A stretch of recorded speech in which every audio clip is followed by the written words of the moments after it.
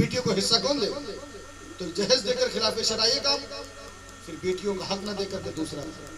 और ये बेटियां कल हश्र में तुम्हारा दामन पकड़ेंगी, इसलिए मरने से पहले अपनी बेटियों का हक निकाल करके जाओ। अगर ये कह दो मैं बेटियों को मैं तो जहेज देकर मैंने पार दिया, तो बेटियों को जहेज दे रहे हो तो बेटा तेरा जहेज ला नहीं रहा।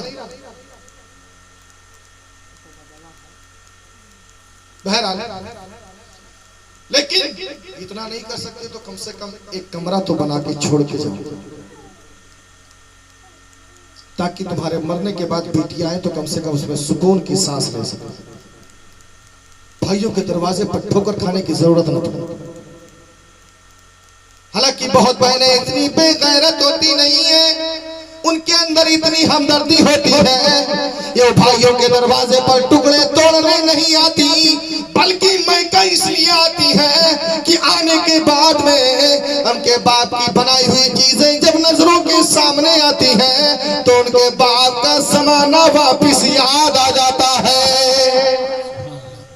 क्योंकि जब बाप एक चारपाई बुन करके छोड़ के जाता, जब चारपाई देखी जाती है तो बाप का जमाना याद आता है।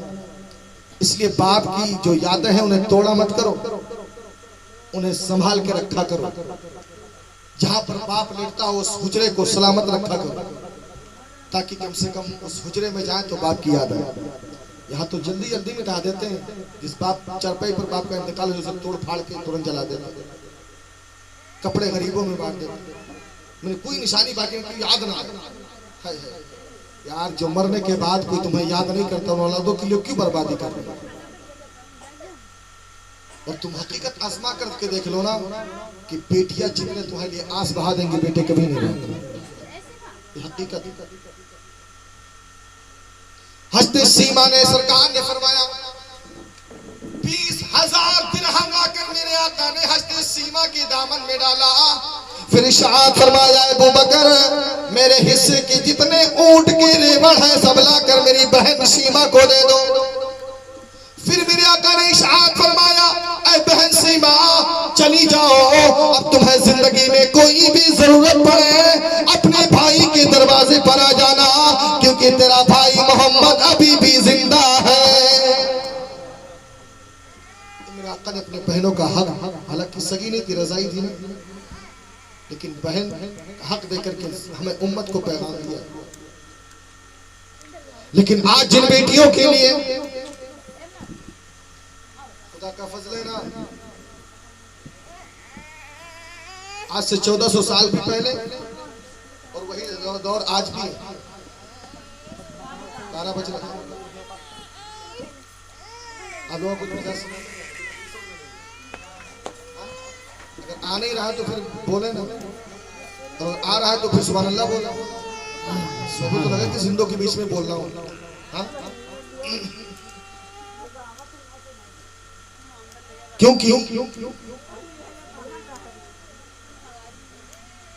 ज्यादा दिन नहीं है, महीने 2 महीने में कानून लगने वाला है कि जिसके 2 बच्चे से ज्यादा होंगे उसे सरकारी लाभ कोई नहीं मिलेगा। ठीक, सब कुछ जानते हो ना। अब बताइए हम बच्चों को करके क्या करेंगे, कहाँ ले जाएंगे? अब जब ऐसी जालिम हुकूमतें होंगी तो आदमी जाहिर सी बात है बच्चों को मारना शुरू करेगा, कि बच्चों को कोई नहीं मारता, बच्चियों ही को। यहाँ तक कि अल्लाह कुरान में इरशाद फरमाता है वइज़ल मऊदतु सुइलत बिअय्यि ज़ंबिन क़ुतिलत। अरब में बच्चियों को जिंदा दफन किया जाता था, यहाँ माँ के पेट में मारा जाता था, इंजेक्शन के जरिए या टेबलेट के जरिए। लेकिन ये बच्चियां हश्र के मैदान में जब पूछेगा ऐ बच्चियों तुम्हें किस जुर्म में कत्ल किया गया, तो कहेंगे मौला मेरा बाप बड़ा जालिम था, मैंने तो तेरी दुनिया की बहारें भी नहीं देखी, यहाँ तक कि मैंने अपने माँ के चेहरे को भी नहीं देखा, और मेरे बाप ने मुझे मौत के घाट उतार दिया। ये बच्चियां रो रो कर रब की बारगाह में अर्ज करेंगे। अल्लाह दूसरी जगह इरशाद फरमाता है, आज ये जालिम कहते हैं कि अगर इतनी जनरेशन अगर बढ़ती रहेगी तो भारत में भुखमरी आ जाएगी। अल्लाह कुरान में इरशाद फरमाता है ला तक़्तुलू औलादकुम मिन खश्यति इमलाक। ऐ बंदो, भूख के डर की वजह से औलादों का कत्ल मत करो। नहनु नरज़ुकुहुम, रोज़ी हम देने वाले हैं। कौन फरमा रहा? रोज़ी हम देने वाले। और जब अरब की सरजमीन पर बच्चियों को जिंदा दफन किया जा रहा है, आज भी भारत में ही नहीं बल्कि दुनिया ममालिक में भी इंसान आज वीडियोग्राफी के जरिए या कुछ ऐसे हालात होते हैं जिससे पता चल जाता कि बेटी है। हाय हाय, ऐसी बच्चियों को क्यों मौत के घाट उतारते हो जिन्होंने अभी तुम्हें प्यार से एक बार माँ बाप भी कहने का हक तुमसे तुमने छीन लिया। आओ मैं तुम्हें एक रिवायत सुनाता हूँ, दुरूद पाक सुना दो। सैयदना मौलाना अस्सलाम अलैकुम या रसूलुल्लाह सल्लल्लाहु अलैहि वसल्लम। शहर मदीना मेरे आका मस्जिद नबवी में जलवा अफरोज है। सामने से एक इंसान का गुजर हुआ जो बड़ा हुस्नो जमाल वाला था। मेरे आका ने देखा कितना बड़ा हसीन है, लेकिन हालत कुफ्र में था। मेरे आका ने रब की बात बताया कि मौला ये नौजवान बड़ा हसीन है और ये जहन्नम में जाएगा, मुझे बड़ी तकलीफ होगी। नबी के गुलामों जरा बताओ, जब नबी गैरों से इतनी हमदर्दी कर रहे हैं तो हम तो नबी के, क्या हम जहन्नम में जाएंगे नबी को तकलीफ नहीं होगी? नबी अल्लाह की बारगाह में अभी ये कह ही रहे थे कि सुबह हुई, दरवाजे पर दस्तक। मेरे आका ने दरवाजा खोला तो एक नौजवान वही हुस्नो जमाल वाला दरवाजे पर हाजिर है। मेरे आका ने अपनी नूरानी चादर उतारी और कहा लो इसे बिछा करके बैठ जाओ। मेरे आका ने जैसे चादर दी उन्होंने बिछाया नहीं बल्कि सीने से लगाया। कहा है मोहम्मद इस चादर की जगह यहाँ नहीं बल्कि यहाँ है, बल्कि यहाँ है, क्योंकि इश्क नबी दिल में जल उठा।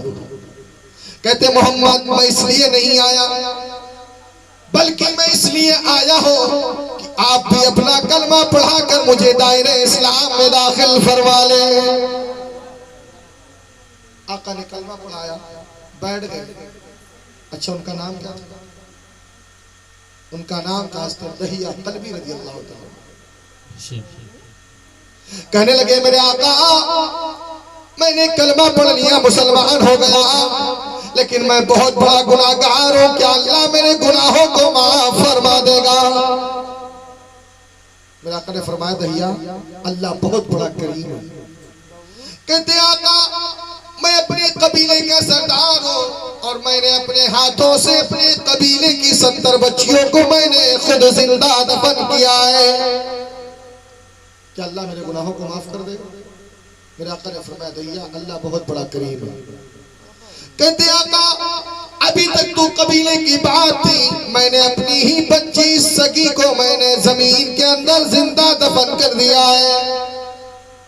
क्या अल्लाह भी माफ कर देगा? मेरे आका की आंखें बरसने लगी। कहते दहिया तुमने अपनी बच्ची को दफन कर दिया, क्यों?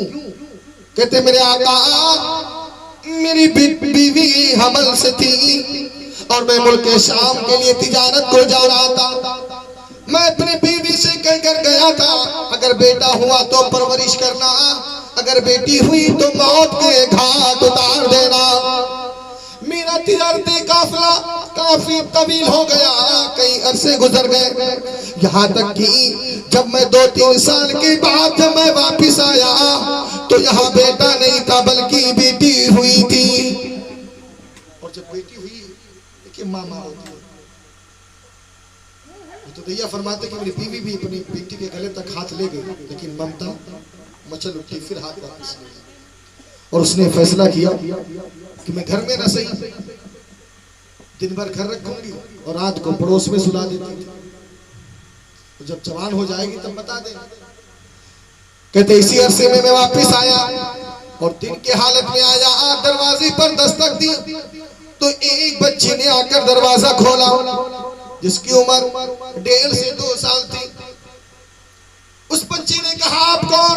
मैंने कहा इस घर का मालिक हूँ। तो उस बच्ची ने कहा जो इस घर का मालिक है मैं उसकी बेटी हूँ। हंसते दहिया कल्बी कहते आका मेरे दिल में रहम नहीं आया। शायद बेटी ये सोच रही थी कि मेरा बाप अभी उठाएगा मुझे सीने से लगा लेगा। अच्छा अक्सर देखो अगर हम कभी बाहर से आते हैं ना तो बेटी अक्सर दरवाजे पर इंतजार करती है। ये बेटियों की खास होती है। रात को तुम 2 बजे आओ ना तो बेटियां जरूर बोलती है पापा आ गए अब्बू आ गए। उनकी खासियत होती है वो अपने आप बनवा लेती है कि हाँ हम तुम्हारी बेटी हैं। हंसते दहिया कल्बी कहते आका मैं तो उठाया नहीं सीने से लगाया भी नहीं बल्कि मेरी बच्ची मेरे कदमों को छूने पकड़ कर बैठ गई कि बाबा आप आने में बड़ी देर कर दी। मैं तो आपको देखने के लिए बेकरार रहा करती थी इसलिए अब मुझे जल्दी उठाओ मुझे अपने सीने से लगा लो। कहते आका मैंने सीने से तो ना लगाया बल्कि मैं लात मार करके मैं अंदर चला गया। बेटी गिर गई लेकिन फिर भी पीछे पीछे दौड़ती गई। कहा बाबा मुझे मालूम है कि आप सफर से आए थके हुए हैं। अरे बाबा आप लेट जाए मैं आपके पैरों को दबा देती हूँ। हज़रत दहिया कल्बी कहते आका मेरे दिल में कोई रहम नहीं लेकिन मेरे आका की नबूवत वाली आंखें बराबर बरसती रही है। दहिया कल्बी भी रोते जा रहे कहते आका यहाँ तक कि मेरी बेटी रोजाने का आलम होता कि मेरे सोने से पहले आकर मेरी पेशानी पर बोसा लेती मेरे सीने पर चिमट करके सो जाती। कहते बाबा जब मैं आपके सीने से लगती हूँ मेरे दिल को करार आ जाता है। कहते आका यहाँ तक कि धीरे धीरे मुझे भी अपनी बेटी से प्यार होने लगा और प्यार इस कदर बढ़ गया कि मैं बगैर बेटी के रह ही नहीं पाया। तो एक दिन मैंने अपनी बेटी को गोदी में लिया मार्केट में निकला। मार्केट में कबीले के लोग मिल गए। कहा दहिया ये बेटी किसकी? कहा मेरी। कहा वाह अजीब तेरा फैसला है तूने मेरी बच्चियों को तो जिंदा दफन कर दिया अपनी बच्ची को साथ में गोदी में लेकर घूम रहा। कहते आका कबीला वालों की ये बातें मेरे दिल में चुभने लगी। मैंने उसी दिन ये फैसला कर लिया कि अब मैं भी अपनी बच्ची को जिंदा दफन कर दूंगा। शाम को घर आए अपनी बीवी से कहा मेरी बच्ची को तैयार कर दो हम रात में दावत के लिए जाएंगे।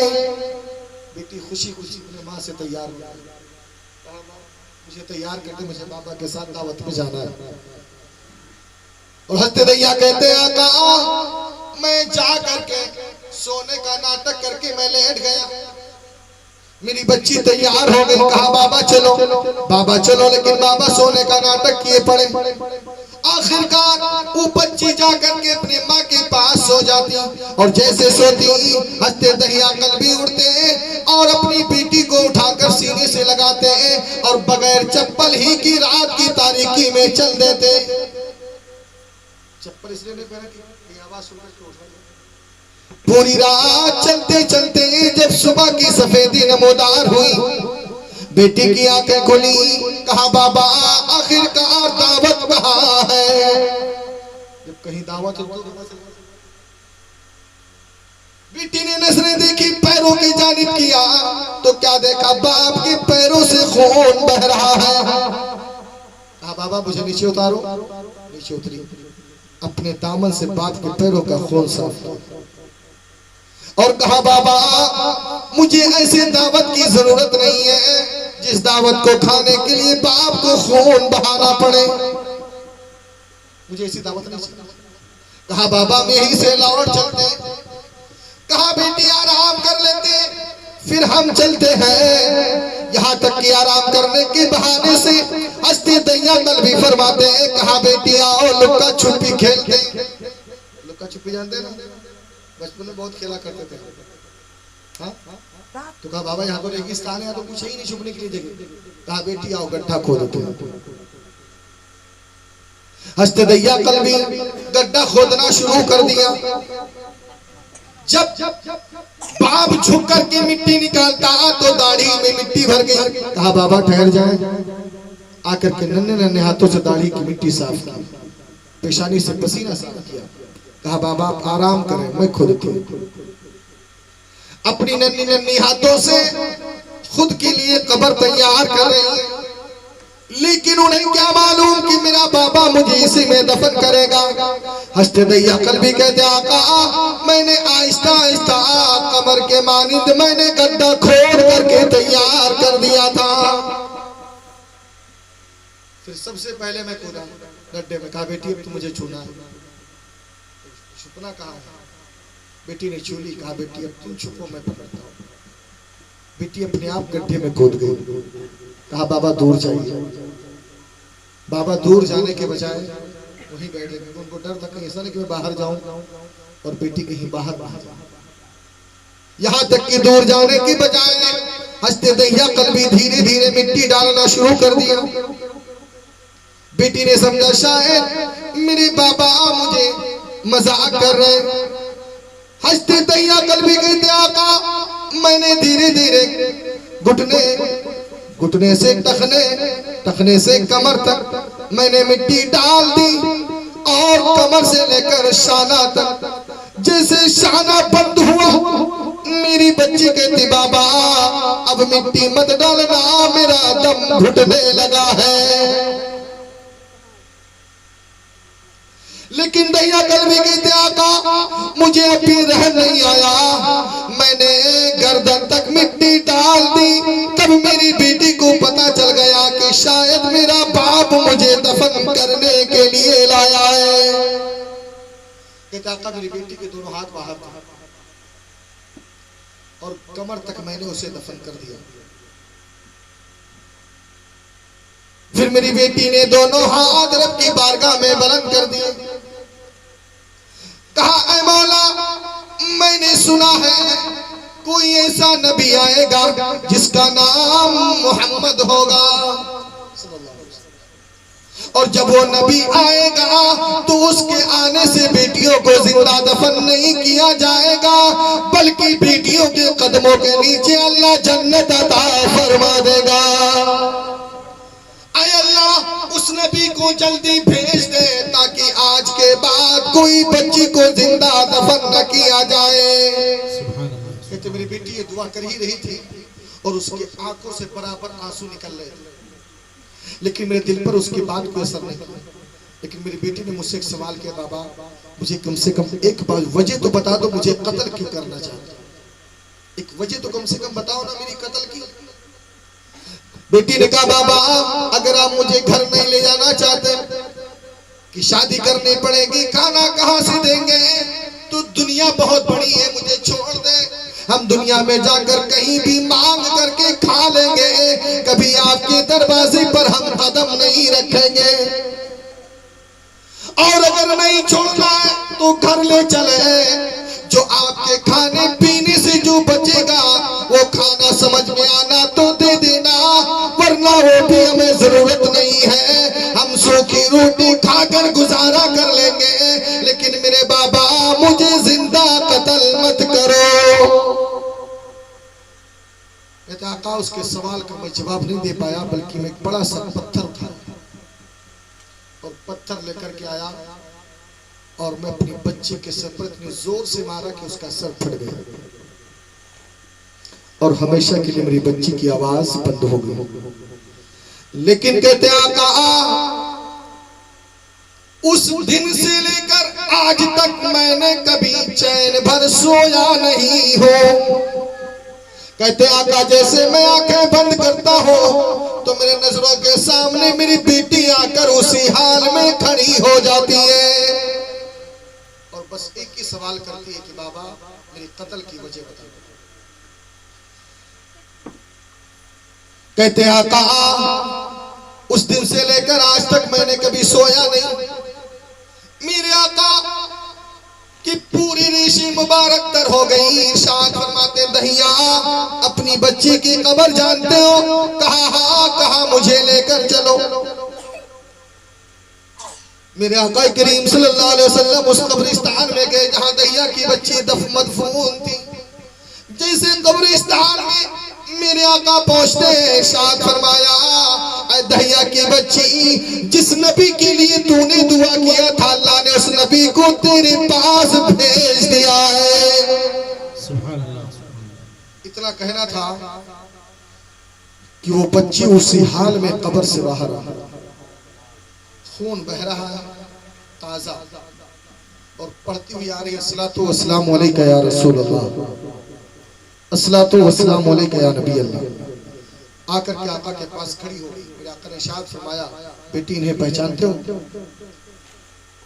कहा आका इन्हें मैं नहीं जानती, है मेरा जालिम बाप है जिसने मुझे कत्ल कर दिया था, मेरा बचपना भी इसने छीन लिया। कहा बेटी तेरा बाप तुझसे बड़ा प्यार करता है, क्या तुझे माफ नहीं करेगी? कहते आका आप आ गए, हमें तो कायनात की खुशियां मिल गई, क्योंकि अब मेरे बाद कोई बच्ची का दफन नहीं होगा। लेकिन आका आपके आने के सदके में मैं अपने बाप को माफ कर देती हूँ, लेकिन हश्र के मैदान में जरूर पूछूंगी कि ऐ बाबा बताओ मुझे आखिर तुमने कत्ल क्यों किया था? मेरा आका फरमाते बेटी तू घर लौट चल, तेरा बाप तुझसे बड़ा प्यार करता है। अर्ज करती है मेरे आका अब मैं उस जालिम बाप के पास क्या करने जाऊं, क्योंकि मैं अब उस रब की बारगाह में पहुंच चुकी हूं जो मेरा रब मेरे रब से 70 दर्जा ज्यादा मोहब्बत करने वाला है। सुभान अल्लाह।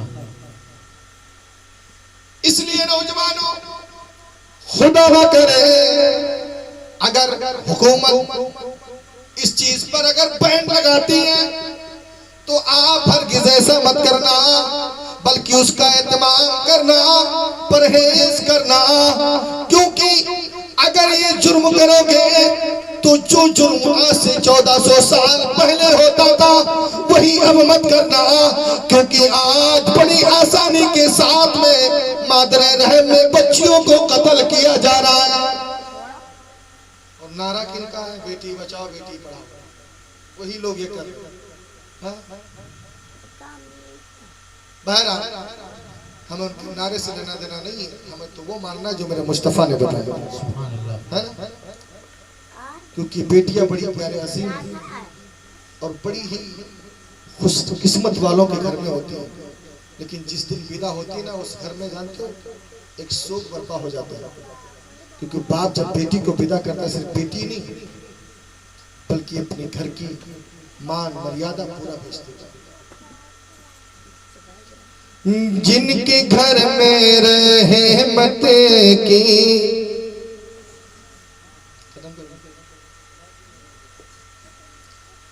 उनके घर में रहमत की खेतियां नहीं होती, उनके घर में रहमत की, उनके घर में रहमत की खेतियां नहीं होती, खेतियां नहीं होती। जिनके घर के आंगन में, जिनके घर के आंगन में बेटियां नहीं होती, जिनके घर के आंगन में, और इसलिए परेशान है आज उम्मते आका, इसलिए परेशान है आज उम्मते आका, इसलिए परेशान है आज उम्मते आका, आज उम्मते आका। क्यों? सुन्नती तरीके से, सुन्नती तरीके से शादियां नहीं होती, सुन्नती तरीके से शादियां नहीं होती। आखिरी शेर माँ के हवाले से। स्टेट बैठे हैं हमारी समाज, क्योंकि हम लोग जब मदरसे में पढ़ते थे ना, तो कोई भी अगर साथी घर से आता ना, कोई भी दौलत लेके हमसे मतलब नहीं होता, बस ये पूछे ना प्यारे घर से खाना लाए कि नहीं। और पहले खाना जाता भी कहता बस माँ की बनी हुई हाथ की रोटी और वही चटनी, और वो इतना लजीज होता था ना कि जितने दोस्त होते थे चाहे कि लुकमा क्यों ना हम बांट कर खा लेते थे, क्योंकि जो खाने की लज्जत माँ के हाथ की बनी रोटी में होती है ना, वो किसी 5 स्टार होटल में भी वो मजा नहीं आता। अब तो घर में चूल्हा भी है, सब कुछ है, बीवी से कहो 12 बजे रात को खाना मांग लो, खाना बाद में डंडे पहले मिले। लेकिन मई जून की गर्मी हो, कभी माँ से खाना मांग कर देखो। अब तो गैस चूल्हे, पहले घर के आंगन में चूल्हा होता है, गलत तो नहीं कह रहा हूँ, और उस पर कोई साय नहीं होता। माँ उसी मई जून की गर्मी में बैठ करके चूल्हे पर रोटी पकाती, अपने बेटे को खिलाती, खुद पसीने में डूबी होती, लेकिन अपने बेटे को जब तक खिलाती रहती जब तक बेटे का पेट नहीं भर जाता। ये माँ का दर्जा कौन ले सकता है। मेरे घर की मलका भी प्यार से पकाती है। मलका समझते हैं ना, जाने आफत। मेरे घर की मलका भी प्यार से पकाती है।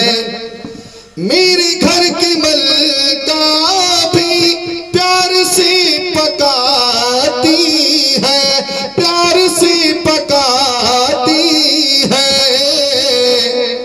माँ के हाथ के जैसी, माँ के हाथ के जैसी रोटियां नहीं होती। माँ के हाथ के जैसी रोटियां नहीं होती। उनके घर के आंगन में बेटियां नहीं होती। खूब की सिरे चमन फूल चुनी शाद रहे, पाप बजाता हूँ गुलशन तनाबाद रहे। रहेगा गुलचा तो खिलेगा जरूर, रहेंगे जिंदा तो मिलेंगे जरूर। वाखिर दवाना अल्हम्दुलिल्लाह रब्बिल आलमीन। अस्सलाम वालेकुम।